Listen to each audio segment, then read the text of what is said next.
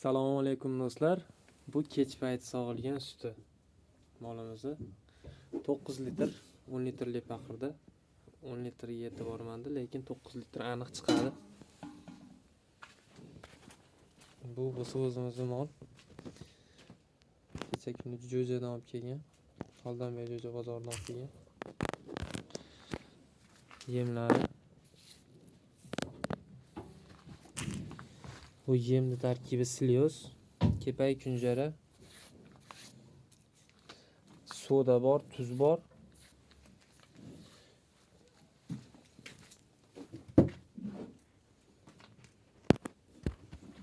Molli holatlari.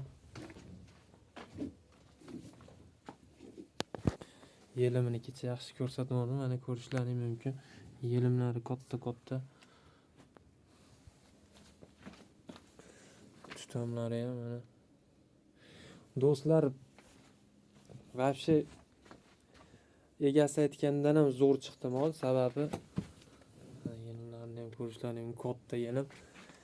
Bir mahalani o'zida do'stlar 9 litr, 8 litr sut beryapti do'stlar. O'ylab qo'yinglar. Ertalab ham xudo xolasa sog'iladi. Uni ham video qilib tashlayman. Yemish xuddi shu. Hozir bir qop siliosda novvos bilan molga bo'lib berildi. Kamrog'i novvosga, ko'prog'i molga berildi. Hozir uje to'yishdi. Bu endi ertalabgacha ketadigani. Bunda bir tog'oracha bor hozir. Bunda yarim tog'oracha bor. Novvosning holatlari xo'p gaplashildi. 2 kundan keyin ketadi bu. Xudo xolasa mana shu molxonaga 3 ta sog'im baylanadi. Bo'g'oz, polni ko'rsatamiz do'stlar. Hali bu xudo xolasa zo'r mol bo'ladi, sababi sementaldan qochgan. %100 videolarni ham ko'rdik. Tug'ilsa, semental asha 3 oy ichida, 100 kun ichida 600 litr sut ichish kerak bo'lsa, o'zini normasida xuddi o'shuncha sut ichiramiz. Novvosi xudo xolasa pachka bo'ladi novvos. O'zimizga novvos qilib olamiz. O'sha qolgan mollarni xuddi o'shundan qochirgan do'stlar. Yelimiga bir baho beringlar do'stlar, uni yelimiga. Vobshe molni o'zi baland mol emas, asli 1.25, 1.30 atrofidagi mol. Lekin buni berish natijasi vobshe zo'r. Do'stlar, rosaligi mol o'zini chekkiga tortib, shaqini qisayotdi. Biz so'radik, bu zagonda yurgan mol ekan. Keyin bo'yniga olib qo'ydi. Endi hozir bizgacha qo'yib yuborishga imkoni yo'q, sharoit yo'q. Sharoit qilib xudo xolasa uni ham harakatini qilamiz. Hozir esa bir-biriga xalaqit bermagan, o taxtdan qo'yib qo'ydik.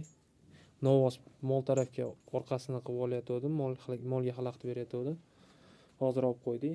Mana molimizning holatlari do'stlar. Xudo xolasa cho'rni pyostralardan ortiq bo'lsa ortig'i, lekin kap emas. Xudo xolasa ertalabki sutini ham polni ko'rsatamiz. Hozirgi suti shu. Mana yana bir ko'rsataman. 10 litrga olganmiz buni sutini.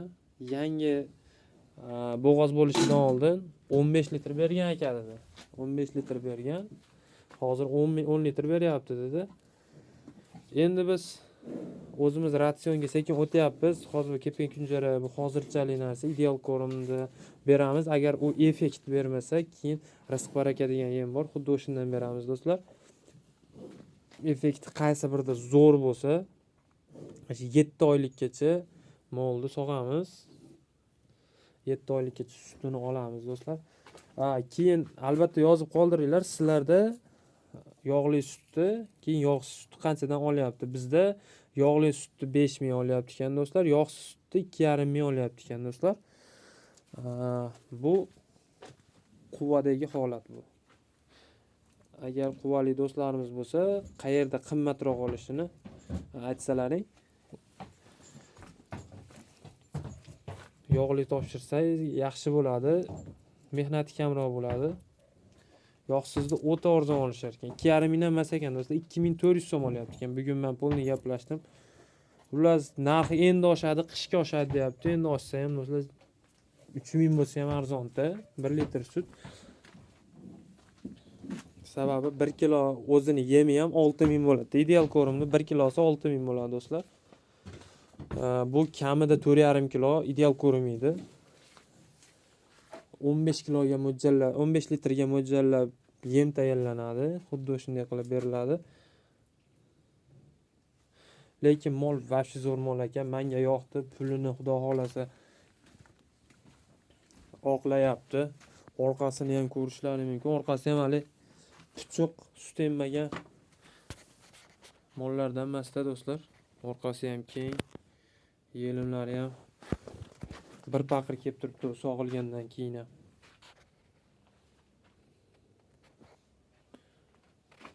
Molda trives 350 kilo atrofidagi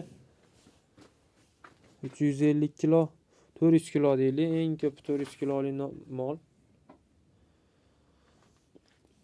Ertalab sog'ildi, ertalab gideta 6 litr sut berdi do'stlar. Ertalab soat 6:30 da sog'ilgan bo'lsa, mana hozir kech payt 5:30 da sog'ildi. Undan keyin hisoblaringni olaverasizlar. Gideta 11 soat adashmasam vaqt bo'ldi. 11 soatda pashti 9 litr. O'lchangan yo'q. Men o'zim taxmin aytyapman. 10 litrlik paqir 9 litr sut bor. Oldida yemlar turibdi. Hech qanaqa haligi oxirida yalab qonni to'ymay qolgan yo'q. Mazza qilib yeyapti. Qonni ochsa yeb, qonni to'ysa yotib. Endi xudo xolasa suvni montajlarni ham qilinadi. Suv idish qo'yiladi. Bunga ham qo'yiladi. Xuddi shunday bo'ladi. Endi polniy mol sistemaga o'tyapmiz. Sigir temasiga o'tyapmiz. Novosdan sekin qochdik.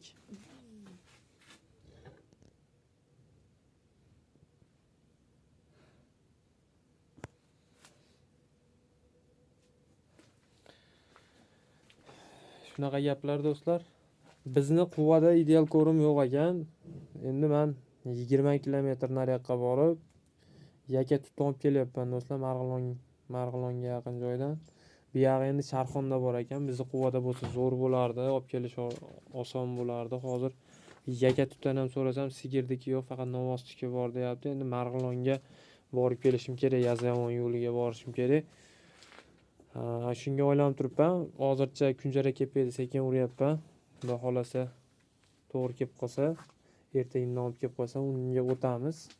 Hozir mana shu Kunjara kepi Siliosda bo'layotgan nimani ko'ryapsizlar? Natijani ko'ryapsizlar? Silios bir kunda bir qop yeyapti do'stlar. Bir qop mana shunaqa holat bo'lyapti. Qolyapti bir qop. Sababi bir qopni olib kelyapman-da, bunga kamrog'ini yarimdan kamrog'ini, keyin yarimini bunga beryapman. O'shna bo'lib, o'sha berganim kechgacha turibdi.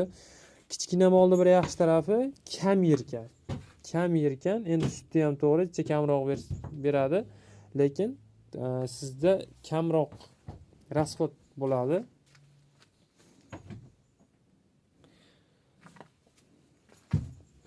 Shunaqa do'stlar, men 30-35 kilo Silios yedi desa hayron bo'laman. Uncha Siliosni qana yeb yuborarkin mol deb hayron bo'lardim. Hozir meni mollarim aniq bir qopni tashlab qo'ysam bir kun turaveradi. Bir kundan ham ortiq turaveradi do'stlar. Hozircha menda shular. Sizlar bilan Abdurahmon bo'ldi. Quvali bola kanalidan uzoqlashmanglar. Sog' salomat bo'linglar. Endi bundan buyog'iga sigir biznesini bosamiz do'stlar. Kuzatib borishdi. To'xtatmanglar.